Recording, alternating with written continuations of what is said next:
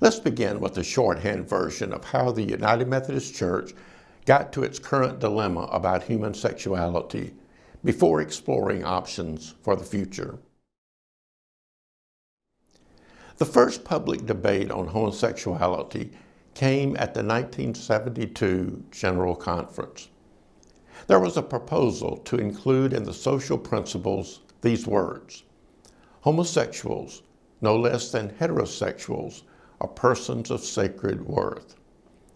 To which the conference added these additional words: though we do not condone the practice of homosexuality and consider this practice incompatible with Christian teaching. Subsequent General Conference actions included not recognizing same-sex marriage in 1976, saying, we do not recognize a relationship between two persons of the same sex as constituting marriage. Also in 1976, there was a ban on the use of church funds to promote the acceptance of homosexuality.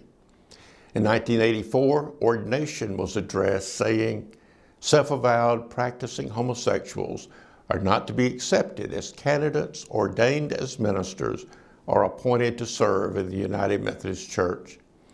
In 1996, clergy were forbidden to celebrate homosexual unions, nor could the ceremonies be held in United Methodist churches.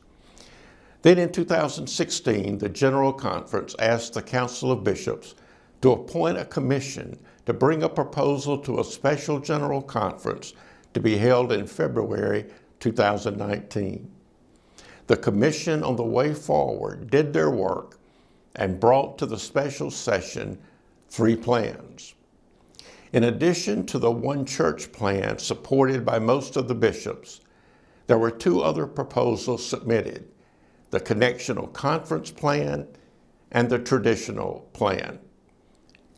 The One Church plan recognized diverse theological and scriptural understandings, removed negative and restrictive language about homosexuality, and required no annual conference, bishop, congregation, or pastor to act contrary to their convictions.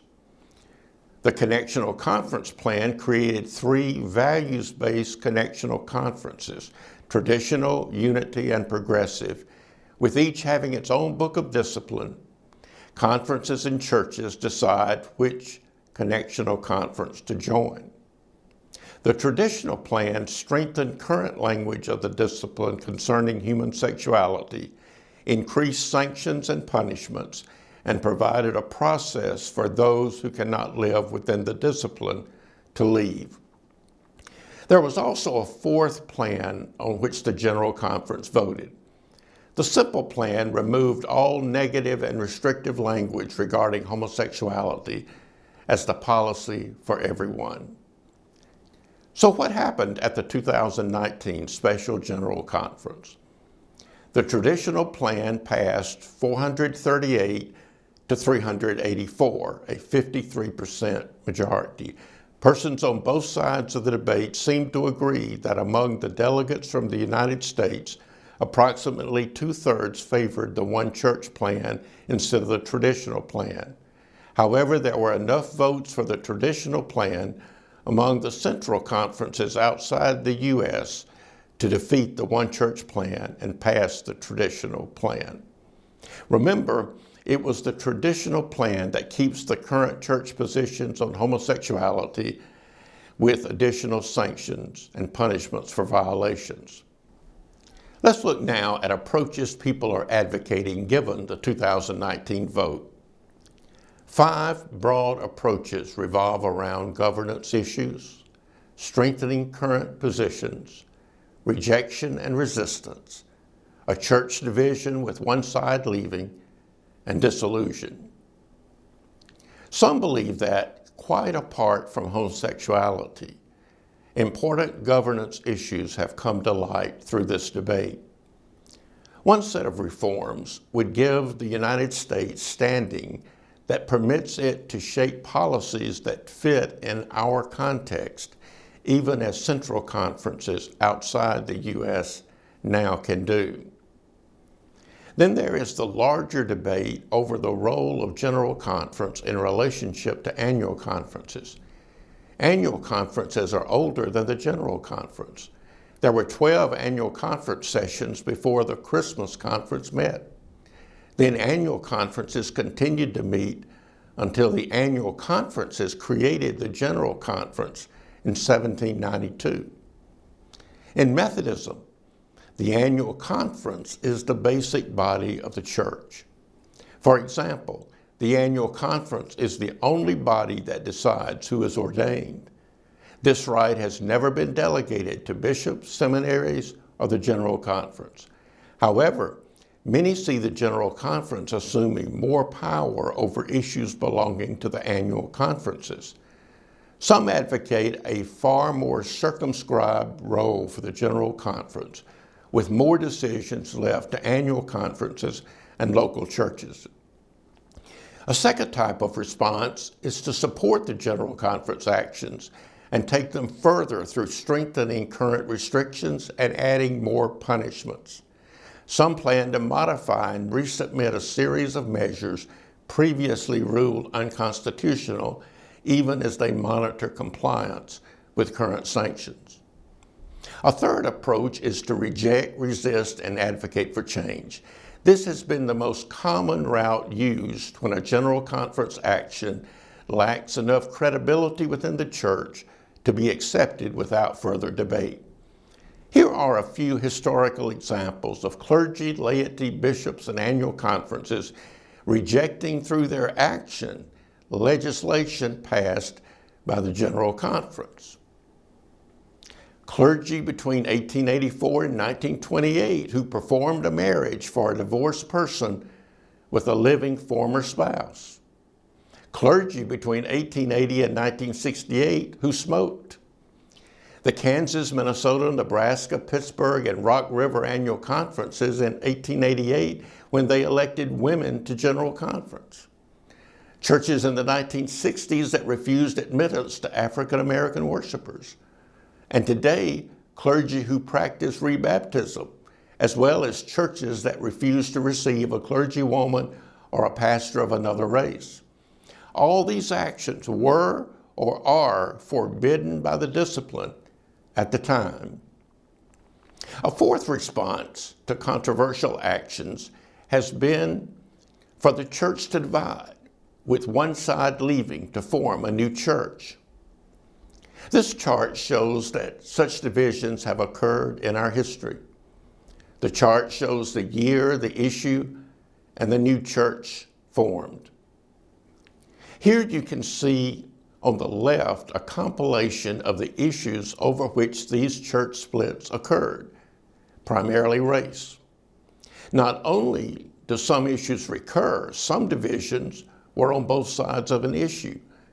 In the right column, you see other divisive issues over which the church has not divided. A fifth and new course some advocate is a dissolution of the United Methodist Church, and then everyone chooses from 2 or 3 new denominations. This is the most complex, confusing, and convoluted of the options. If even possible, it would take years to accomplish and probably countless legal obstacles. However, this option appears to be supported by those most anxious to separate from those with whom they disagree, based partly on the assumption that this vehicle gives them a better chance of garnering more churches to their cause than merely leaving themselves and inviting other churches to follow. So what's next for the United Methodist Church? I've been reading lately about 3 things: Methodism's history with slavery and race, the breakup of the church between North and South in 1844, and the quarter century of proceedings leading to North and South reuniting in 1939. I've been struck by the absence of serious biblical, theological, and historical engagement with the issues at stake. I fear the same today. Notice how seldom you hear the words of Jesus and John Wesley quoted. Another observation is that when the wisdom of God on an issue was manifestly not apparent to everyone, the default mode was not to give more time to discern God's will, but rather to turn to their social and political preferences as if it were God's will. Here's something I came across reading about my home conference of Mississippi as the church was splitting between North and South. Here's how a pastor described the division. Remember, he supported the position of the South and felt the division was inevitable. The whole church was convulsed from center to circumference. The mind of the church was filled with this unprecedented disaster. To this writer, it was the darkest day he had ever seen.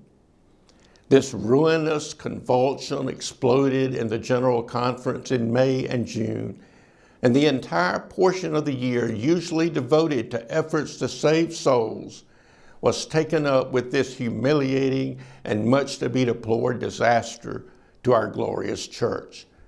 It is a fearful thing to rend the body of Christ. Sometimes people ask me if any group has dealt with these issues successfully. Yes, there is. I find virtually all United Methodist congregations have found a way to deal with differing opinions without splitting or even hindering the Lord's work. I've not met a church member yet who wants another member of their church who disagrees with them put out of the church. And few church members, if any, are interested in telling another church what they can or can't do. At the General Conference level, the debate is driven by the 10 to 15% on either extreme who can hardly bear being in a church where people disagree with them at this moment about homosexuality. Sure, others vote with them because they share their stance on homosexuality. But the crucial difference is that the 70% may differ on homosexuality, but none of them wants to push anyone out of the church and certainly don't want their church dissolved. The largest group in almost all annual conferences today is either traditionalists for one church or progressives for one church. I recently asked clergy and laity attending an annual conference if their current church was established prior to their birth. Virtually all were. That's a good reminder that we and our current opinions are not the center of the universe. Most of what United Methodism has achieved was done long before we were on the scene. We dare not trifle with this pearl of great price. We desperately need to find a way to honor conscience and still live together until that day, and I'm confident it will come when God's wisdom for the future is more clearly revealed. If some cannot abide this diversity, departure is an honorable decision, but bringing chaos to thousands of churches who don't share such certainty and impatience is not. None of us should try to take a denomination or annual conferences with us. They are not ours to take. Our unity has never been and can never be based on anything but Jesus Christ. In Christ we trust that in due season we shall see more fully what is now seen only dimly.